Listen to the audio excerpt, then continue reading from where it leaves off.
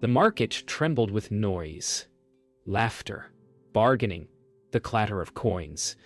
Yet within it all stood one still figure, unseen. He had offered his work, his sincerity, and a piece of his own dignity. But the merchant's rejection struck deeper than words. Around him, eyes judged, voices mocked, and the sun itself seemed to bear witness to his shame. He felt his value dissolving as if their scorn had the power to erase him. But somewhere within that silence, a question flickered.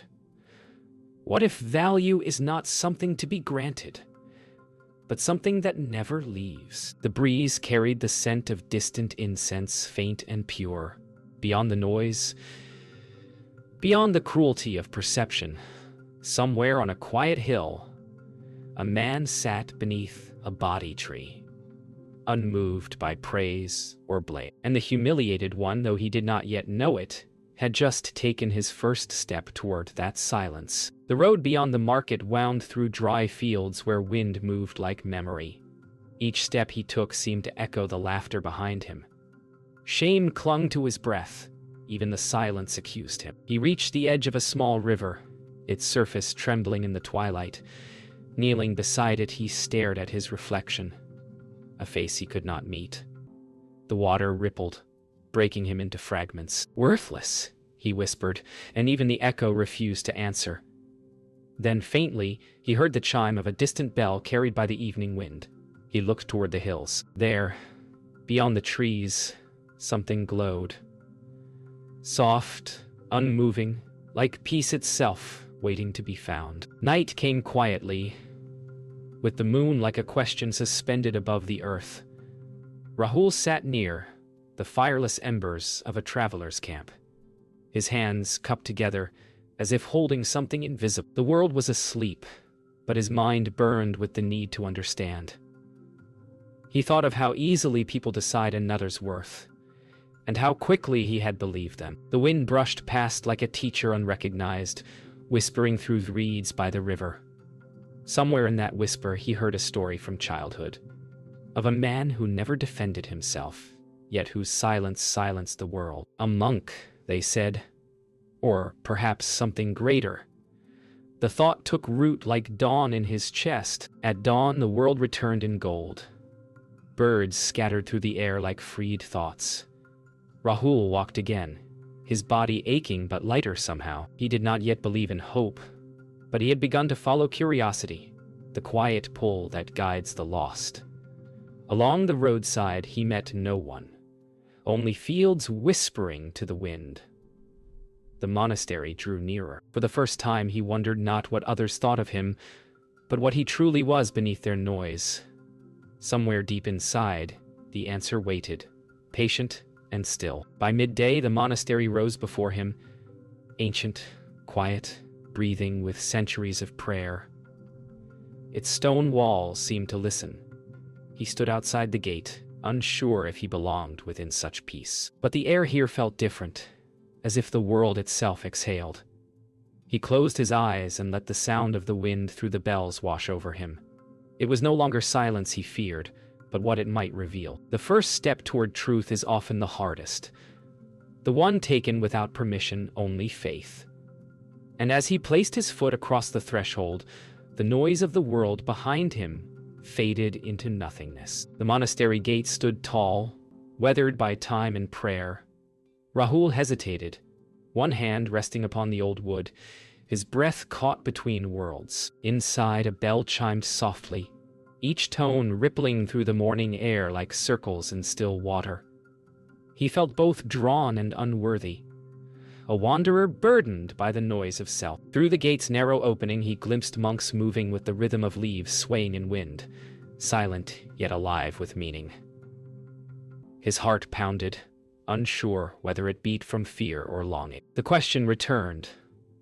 What was his worth? If silence itself invited him in, he stepped back, then forward again, his shadow trembling on the ground. From within, a calm voice seemed to whisper without words. Come not to be measured, come to dissolve. Hours passed, and Rahul remained outside. The quiet was unlike any he had known. Not emptiness, but presence. Every sound, from rustling bamboo to distant birdsong, felt deliberate. He watched as monks moved gracefully, each gesture precise yet effortless, as though the act of being itself was their prayer. His body softened into the rhythm of observation. Slowly, judgment, his own and others, began to lose its grip. He realized how loud his thoughts had always been, how constantly he had argued with himself. Here, even his pain seemed to bow to silence. When the gates finally opened, it was not a grand welcome but a quiet acceptance, as natural as dawn unfolding into day. When the gate opened fully, Rahul entered the courtyard. The sound of his footsteps against the stone startled him. They seemed too loud for such a place. Around him, monks worked in silence, tending gardens, sweeping paths, lighting oil lamps. Yet their stillness was not restraint. It was peace embodied. A breeze moved through prayer flags, setting them into slow motion like time itself had chosen to walk more gently here. A young novice paused, smiled, and bowed slightly before returning to his task. Rahul felt the faint stir of something unknown. Respect not demanded, but born of presence. He understood then. Silence was not the absence of sound, but the absence of self-importance. As he wandered deeper into the monastery, Rahul came upon a quiet pond where the water reflected the sky perfectly. On the far side, a man sat cross-legged beneath a bodhi tree, motionless, radiant, as though carved from serenity itself. Rahul did not yet know who he was, but the air around that figure felt like a living silence. He stopped breathing for a moment, awe-overwhelming language. No announcement, no disciples proclaiming his presence, only the whisper of leaves and the soft hum of life itself bowing to peace. Rahul's heart stilled. The world, it seemed, had found its center in that stillness. Rahul did not move for a long time. The one beneath the tree opened his eyes slowly, not toward anyone but into everything. Their gazes met across the pond, and the young man felt as though the silence itself had recognized him. No words were spoken, none were needed. A gesture from a nearby monk invited him closer. As he crossed the small bridge, the world behind him felt distant, like a fading echo of a dream. He bowed instinctively, not from ritual but from a deep understanding he could not yet explain. In that moment, without speech or ceremony, his true learning had begun. The monastery courtyard shimmered beneath the morning sun. Rahul sat among the monks, his heart heavy yet attentive. The Buddha's silence was not empty. It carried the weight of knowing. When he finally spoke, his voice was soft, but it reached beyond ears, into the very places where doubt hid. "You suffer," he said, "because you believe what others see is all that you are." The words landed like clear water striking still stone. Rahul bowed his head, shame mixing with a fragile hope. For years he had sought approval as though it were breath. Now, before this presence, he wondered if perhaps he had been breathing through others' lungs all along. The Buddha's gaze was gentle, neither consoling nor condemning, but vast, as though it had already forgiven the illusion of being small. Without preamble, the Buddha lifted an old gold coin from his robe. "If I were to offer this," he said, "who among you would take it?" Hands rose instantly, laughter gentle, eager to receive. The Buddha smiled. "Now," he said, pressing the coin into the dust. "If it is soiled, will its worth diminish?" Heads shook. "And if it is trampled underfoot?" he continued, grinding it gently beneath his heel. Still, the answer was no. The Buddha turned to Rahul, his gaze unbroken. "Then why," he asked softly, "when the world treats you so, do you believe your value has changed?" The courtyard fell silent. A single bird called from the distance, and even the wind paused to listen. The Buddha lifted the soiled coin, brushing off the dirt with the hem of his robe. Its surface shone once more. "You are like this coin," he said quietly. "You have wandered through dust and judgment, yet your nature remains pure." Rahul's eyes filled as something deeper than understanding stirred recognition. He remembered every insult, every dismissal, every moment he had shrunk to fit another's vision of him. All of it now seemed weightless, like smoke dissolving in sunlight. The Buddha did not offer comfort, he offered truth. And in that truth, Rahul found peace. Worth, he realized, is not a reward. It is the reality of being itself. Silence stretched, not heavy, but infinite. Rahul felt the world around him dissolve into stillness. The Buddha's words echoed inwardly, reshaping old wounds into wisdom. "Your worth," the Buddha said softly, "is not what the eyes see, but what the heart knows when it is quiet." Rahul closed his eyes and let those words sink into the spaces where doubt once lived. He understood that every insult, every rejection, had only touched the surface, never his essence. The noise of the world was only a mirror, reflecting its own confusion. True worth was untouched, eternal, whole. When he opened his eyes again, the morning seemed brighter, though nothing had changed, except the one who saw it. Later, as the monks dispersed, Rahul remained seated long after the lesson ended. The gold coin rested before him, glowing softly in the dust. A new stillness filled his heart. Not pride, not relief, but quiet recognition. The world outside the gates had not changed. The laughter and judgment would still exist, but now he knew their power ended where his awareness began. The Buddha passed by and paused, his presence like wind through flame, unseen, yet transformative.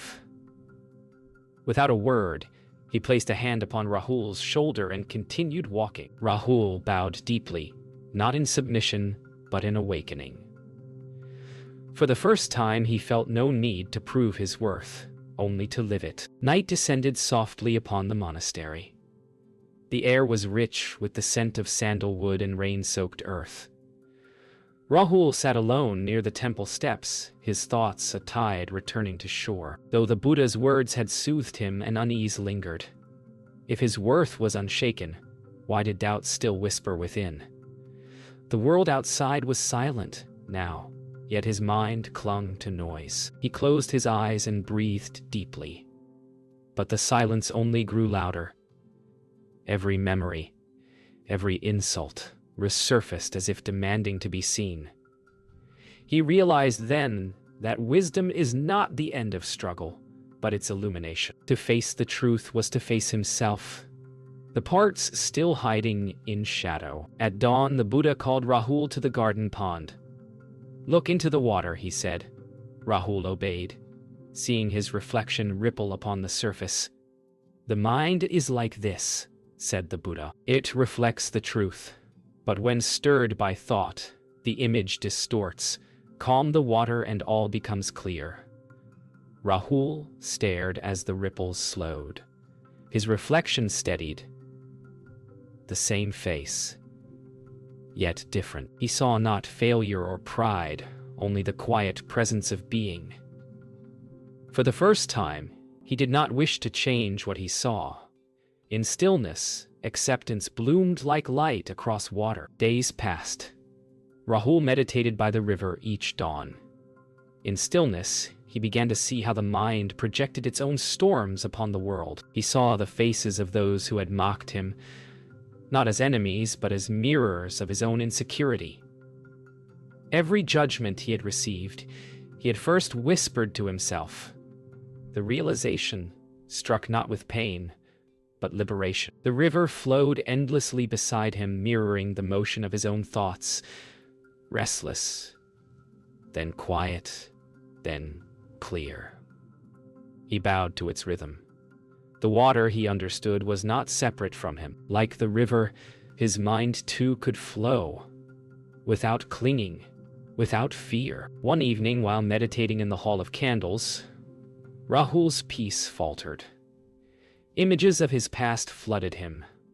The laughter, the coin, the faces of disdain. His breath quickened, the flame before him trembling as if sharing his unrest. Then, from somewhere deep inside, a quiet voice arose. Forgive them. Not for their sake, but his own. Forgiveness, he realized, was not about forgetting. It was about releasing the illusion of control. The flame steadied. His heartbeat slowed. In the simple act of letting go, he became lighter. Not in pride, but in presence. When morning came, Rahul approached the Buddha once more. "Master," he said softly, "I understand that my worth never fades, yet sometimes I still forget." The Buddha smiled, eyes shining like dawn. "The sun too disappears each night," he said, "but it never stops being the sun." Rahul bowed deeply, the final layer of doubt dissolving like mist. The Buddha placed a lotus petal in his palm, not as a symbol, but as a reminder. Value is not in what you possess, but in what you become aware of. And so, under the quiet light of morning, Rahul began anew, not to seek worth, but to live as its reflection. The morning was silent, save for the soft rustle of prayer flags above the monastery. Rahul sat before the Buddha once more, the cool stone beneath him grounding his breath. The lessons had settled into him like rain into earth. Yet a quiet longing remained, not for answers, but for depth. The Buddha spoke gently. "When silence becomes your teacher, you will cease seeking meaning and begin embodying it." The young disciple closed his eyes. He no longer questioned the path. He simply followed the stillness that moved through him. Birds called from the forest edge, and for the first time, their sound did not disturb his peace. It became part of it. As evening approached, the Buddha led Rahul into the meditation hall where hundreds of candles flickered. "Watch," the Buddha whispered. One candle burned low, its flame wavering. Rahul's eyes fixed upon it. The dance between endurance and surrender. When the candle finally flickered out, the Buddha asked, "Where did the flame go?" Rahul hesitated. "It is gone," he said softly. The Buddha smiled. The flame did not vanish. It returned to where all flames come from. Its purpose was not in lasting, but in giving light. Rahul felt the truth ripple through him. He, too, had spent his life fearing his fading instead of realizing he was never apart from the source. The Buddha's words lingered as Rahul sat alone among the extinguished candles. The faint smell of smoke filled the air, curling upward like spirit made visible. In the emptiness of the hall, he realized how afraid he had been of being unseen, unheard, forgotten. Yet, light does not seek witness. It simply shines. He understood then that self-worth is not an achievement, but a presence. Steady, infinite, and unmeasurable. The last wisp of smoke rose like a prayer, and he smiled. Within that stillness he felt no need to prove, to earn, or to compare. He was, at last, enough. The next morning Rahul stood beside the Buddha as sunlight spilled over the hills. "You are ready to see," said the Buddha. They walked together to a small clearing where a single candle burned upon a stone. "Light this flame from your heart," the Buddha said. Rahul closed his eyes, inhaled slowly, and in that breath saw everything, every insult, every tear, every kindness, all of it part of the same light. When he opened his eyes, the candle's glow seemed infinite. The Buddha nodded, silent approval in his gaze. The young man's search had ended, though his journey had just begun. That night, Rahul returned to his small cell. He sat cross-legged, his breath slow and steady. In front of him burned a single lamp, its flame neither large nor small, only perfect. He watched it without attachment, without desire. It danced, it flickered, it breathed, and so did he. Beyond the walls, the world continued its noise, but within him, Silence sang. The candle dimmed, then went out. In the darkness he smiled, for he could still see the light. The road back to the village felt different, though every stone was the same. Rahul walked with the calm of one who no longer searched. The fields shimmered beneath the sun, and the distant hum of life returned like an echo from another lifetime. The market where laughter had once cut him now seemed smaller, softer, almost kind. The air was no longer heavy with judgment. It was filled with understanding. He realized that peace does not change the world. It changes how one sees it. Every step he took was a bow, not to the path, but to the journey itself. The noise that had once buried him now passed through him like wind through reeds, gentle, unresisting, free. When Rahul entered the village, faces turned toward him. The same faces that once ridiculed him, yet now their eyes softened with recognition, though they did not know why. He walked through them without resentment, his silence a kind of blessing. The merchant who had humiliated him looked up from his stall, momentarily speechless. Rahul bowed slightly, not in submission but in gratitude, for that humiliation had led him to truth. The merchant, confused, offered him fruit. Rahul accepted it, smiling faintly. The act of kindness passed between them like light between mirrors, and in that moment, both men were free from the past. Later that day, a young child tripped and fell near the well. Before anyone could move, Rahul lifted the boy gently, brushing dust from his knees. The mother, once among those who had mocked him, looked on in silence, tears in her eyes. Rahul smiled, not with pride but with quiet joy. Compassion flowed from him as naturally as breath. He had once sought worth through approval. Now he gave it freely through kindness. In his heart, he felt no separation between himself and others, only shared humanity, fragile and divine. The village had not changed, but in his stillness, it found reflection. As evening fell, Rahul sat beneath the same tree where once he had wept.